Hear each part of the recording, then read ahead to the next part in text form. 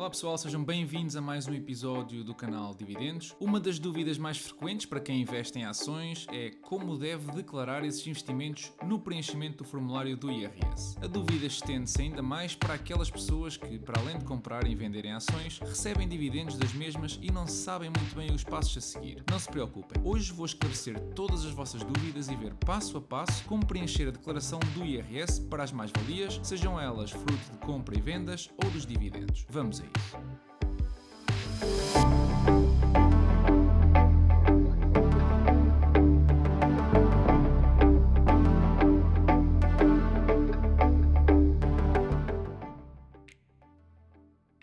Bom, comecemos pelo mais importante. Só é mandatório declarar as mais-valias depois de realizadas. Isto é, o meu portfólio pode, neste momento, apresentar uma valorização de 10% ou 50%. No entanto, essa é uma mais-valia que ainda não se traduziu em lucro. Ainda não tive retorno físico desse investimento. Apenas quando vender ações ou receber dividendos, se tornam válidos para efeitos de contabilidade. Ponto número 2. As mais-valias em Portugal são todas taxadas a 28%. Existem algumas formas de baixar este valor, como iremos ver mais adiante, mas regra geral, 28%. Ponto número 3. Não importa se o teu lucro fica na corretora ou no banco ou se voltaste a reinvestir. Se a tua operação gerou lucro, tens de reportar. Ponto número 4. Nos casos dos dividendos, as corretoras fazem retenção de imposto na fonte, isto é, no país de origem. Esta retenção pode ser de 15%, 30% ou até 35%, dependendo do acordo tributário entre o país pagador e o país do cliente. Ponto número 5. Não precisas declarar ganhos com as criptomoedas se for encarado como um passatempo. Se a tua profissão estiver relacionada com a transação frequente desses ativos, já tens de o fazer. Ponto número 6. Esqueci-me de referir, mas na declaração de IRS deste ano, deves reportar todas as mais-valias realizadas em 2020. Ou seja, se tens algum lucro originário de uma venda em janeiro de 2021, já só o vais declarar no IRS do próximo ano. Muito bem, esclarecidos estes primeiros 6 pontos, falemos então na declaração dos dividendos em detalhe.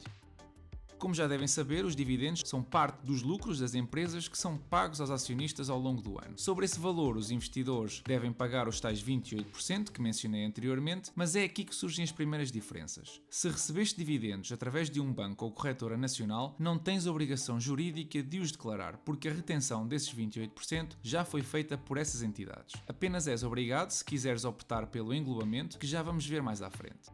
Bem, os dividendos são então rendimentos da categoria E e podem ser declarados em dois anexos diferentes do IRS. O anexo E, quando forem obtidos em território nacional, ou o anexo J, quando forem obtidos no estrangeiro. Vou deixar o anexo E para o final porque está intimamente ligado com o englobamento. Para declarar dividendos de empresas estrangeiras, deves usar o quadro 8A do anexo J, rendimentos de capitais. Este procedimento é obrigatório sempre que não tenha existido retenção em Portugal. No entanto, mesmo que tenha existido retenção, deves preenchê-lo para evitar a dupla tributação. Para aqueles que não sabem o que é a dupla tributação, é quando os rendimentos dos dividendos são tributados duplamente, uma vez no país de origem, normalmente a 15%, e depois novamente em Portugal a 28%. Isto implica que estás a pagar 43%, na melhor das hipóteses, quando devias pagar apenas 28%. Bom, e em que casos é que a dupla tributação acontece? Um exemplo é quando compras ações de companhias internacionais através de bancos portugueses. Outro é quando compras ações de companhias da Bolsa Nacional, como o PSI 20, mas que têm sede fiscal noutro país, como é o caso da EDP Renováveis. Outro ainda é quando compras ações de companhias portuguesas através da DEGIRO, que retém 35% do dividendo. É por isso de extrema importância que analises a tua situação e reportes tudo direitinho para poder recuperar esses montantes através do crédito de imposto. Vejamos um exemplo concreto. Na primeira coluna deves seguir a numeração da linha e colocar o valor 801. No código de rendimentos deves colocar o código E10, caso tenha havido retenção em Portugal, ou o código E11 sem retenção em Portugal. Eu vou usar o segundo porque é o caso que se aplica na minha situação. A terceira coluna diz respeito ao país da fonte. Se não sabes qual o código correspondente, vou deixar na descrição uma lista com todos os códigos de todos os países. Na próxima coluna deves colocar o rendimento bruto, ou a totalidade do dividendo antes da retenção. A quinta coluna diz respeito ao imposto retido no país da fonte e aqui devemos colocar o valor total da retenção. As próximas duas colunas podemos deixar em branco. Já as duas últimas devem ser preenchidas caso tenhas selecionado o código E10 e deves indicar o NIF da entidade que fez a retenção, bem como o valor retido. Algo importante também é que podes simplificar a tua declaração e registar apenas uma linha por país. Como podes ver, tens aqui a opção, na linha B, de optar pelo englobamento destes rendimentos. Se não sabes o que significa, não te preocupes, não és o único, mas vamos mudar isso. O englobamento significa que vamos juntar ou agrupar vários tipos de rendimentos para serem todos tributados à mesma taxa, em vez de serem taxados individualmente. Por exemplo, em vez de taxar o teu rendimento como trabalhador dependente da categoria A, de acordo com o teu escalão, e vou assumir 14%, e taxar os teus depósitos a prazo ou os teus certificados de tesouro a 28%, independentemente do valor de cada um, é permitido juntar todos os rendimentos num só e taxar esse rendimento com uma percentagem única. Esta situação tem um benefício claro em relação aos dividendos porque te permite declarar apenas 50% dos mesmos. Mas não faças já a festa. A situação dos dividendos apenas é permitida para dividendos originários de empresas com sede fiscal em Portugal ou noutro Estado-membro da União Europeia. Deves também saber que, ao optar pelo englobamento, és obrigado a declarar todos os rendimentos da categoria E, que normalmente não farias, como depósitos a prazo, certificados de tesouro, etc. Quando digo que não farias é porque o imposto sobre estes rendimentos é retido automaticamente pela instituição, pelo que em condições normais não se declara. Já sei o que estás a pensar. Quando é que compensa englobar os rendimentos? Se só tens como rendimentos da categoria E os dividendos, compensa sempre. Vais declarar apenas 50% do valor dos mesmos ao invés de 100%. A poupança será maior ou menor dependendo do escalão do IRS onde te encontres. Quando tens outros rendimentos de capitais elevados, não compensa fazê-lo e existe um simulador que te permite calcular exatamente os detalhes da operação e ajudar-te a decidir. Vou deixar um link na descrição. Bom, se optares pelo englobamento, ficas então obrigado a declarar os dividendos de empresas portuguesas no anexo E. Aqui, no ponto 4b, deves preencher a tabela com um critério semelhante ao anterior, selecionando o número da linha, o NIF da entidade que fez a retenção, o código associado aos dividendos, o NIF do titular, que imagino será o teu, os 50% da mais-valia e o montante total retido. Bom, terminamos tudo o que precisas de saber para declarar os dividendos. Estás pronto para as mais-valias das compras e vendas? Comecemos pelo mais importante. Existem dois tipos de rendimentos associados aos investimentos. Rendimentos de capitais, que normalmente é designada para a categoria E, que vimos anteriormente, e mais-valias ou incrementos patrimoniais, designada categoria G. Como já deves ter reparado, cada categoria de rendimentos é declarada num anexo específico. Vimos os exemplos dos anexos J e E. Ora, as mais-valias provenientes da compra e venda de ações são rendimentos da categoria G. No entanto, e mais uma vez, dependendo da origem dessas mais-valias, deves declarar num anexo distinto. Passo a explicar. Para mais-valias provenientes da compra e venda de ações em Portugal, usas o anexo G. Se forem provenientes de ações do estrangeiro, usas o anexo J. Podes e deves incluir as despesas de corretagem relacionadas com as operações que referi. Comecemos pelas mais-valias do estrangeiro. No anexo J, deves encontrar o quadro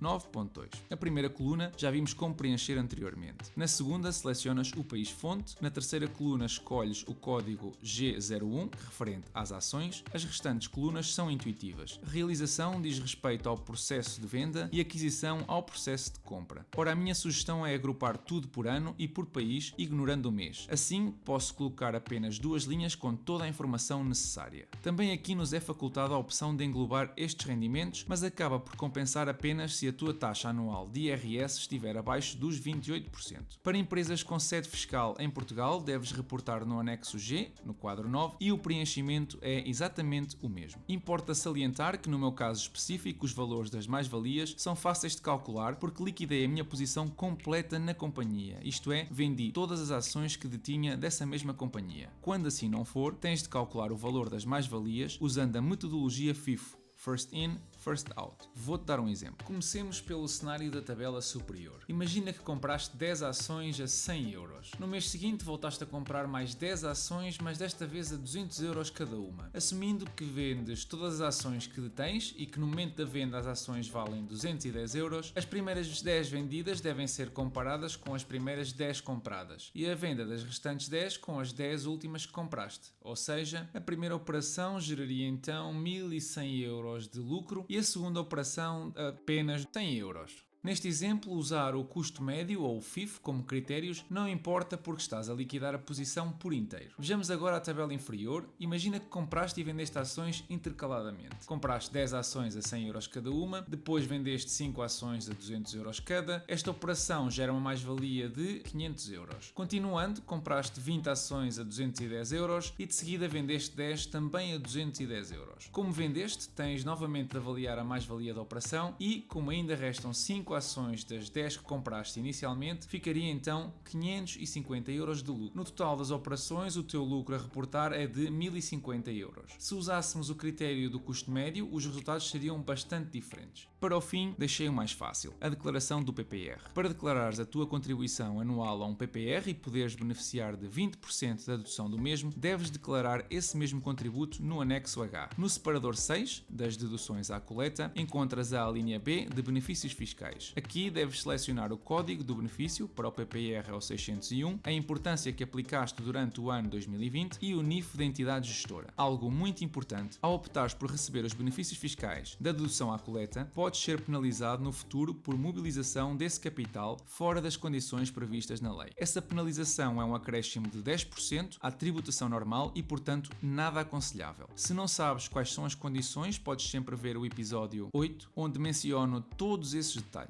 E pronto, pessoal, relativamente ao IRS é tudo por hoje. Vejamos então o estado do portfólio. Esta semana algumas empresas aumentaram o dividendo, são elas a Comcast com quase 9% de aumento, a Archer's Daniel Midland com aumento de quase 3% e por fim a seguradora Anthem com um generoso aumento de 19%. Tudo isto traduz-se num incremento para o portfólio de $1,92.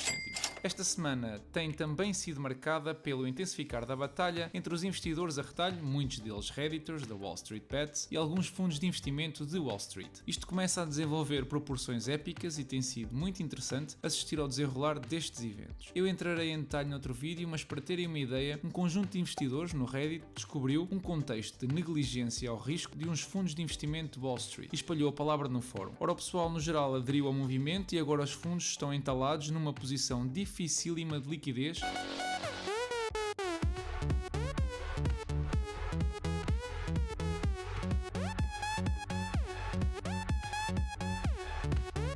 E sujeitos a impactar significativamente o mercado. Liquidez essa que pode muito bem ter sido o motivo do mercado ter caído esta semana mais de 3,5%. Ora, o portfólio também sofreu um bocadinho e baixou para os 25% de valorização. No que respeita aos dividendos, estamos nos $30 este mês, faltando ainda receber os dividendos da Toronto Dominion e da EOG Resources e vamos ultrapassar facilmente a barreira de agosto dos $34. Em relação às compras, esta semana voltei a reforçar a minha posição na farmacêutica Merck e na Lockheed Martin pelas mesmas razões e avaliações que fiz no episódio 15. E por hoje é tudo, pessoal. Se gostaram do episódio, deixem o vosso like, subscrevam o canal, partilhem nas redes sociais, ajudando o canal a crescer e a chegar a mais pessoas. Eu desejo-vos a todos uma excelente semana e bons investimentos.